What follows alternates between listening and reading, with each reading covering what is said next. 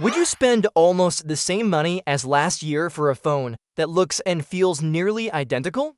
That's the question with the new Google Pixel 10 series. And honestly, I'm not buying one, and you might want to think twice too. Here's why. Google hyped up the Pixel 10 launch with big names, including Jimmy Fallon, trying to convince everyone that this is the best Pixel lineup ever. And yes, technically, these are the most advanced Pixels so far. But that doesn't automatically mean they're worth your money. Let's start with the design. Take a Pixel 9, put it side by side with the Pixel 10, and you'll have a hard time spotting the difference. The camera bar is still there, the materials are the same, and most of the hardware hasn't changed.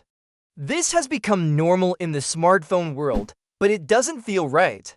A new name and a slightly faster chip shouldn't always count as a brand new model. Remember when companies used to add an S or a plus to a phone when they only made small changes? That's what this Pixel feels like, and here's the real issue. The price. The Pixel 10 should be cheaper. Think about it, most of the parts are recycled from last year's model. The production lines are already set up. The factories already know how to build these phones, and Google doesn't need to invest heavily in new research or expensive manufacturing tools. That normally lowers the cost per unit when mass producing. But instead of passing that saving down to buyers, Google kept the price nearly the same. What this means is that Google is probably making more profit from each Pixel 10 compared to last year's Pixel 9. And for you, the beer, that means you're paying premium money for something that feels like an extended run of last year's phone. So what are you really getting for your money? 2 words: artificial intelligence. Google has leaned heavily into AI again this year. You'll hear names like Magic Q, Camera Coach, and Pixel Journal.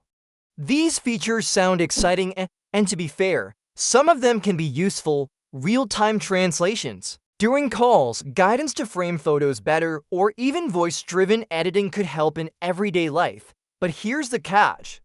Many of these same features will likely come to older Pixel models.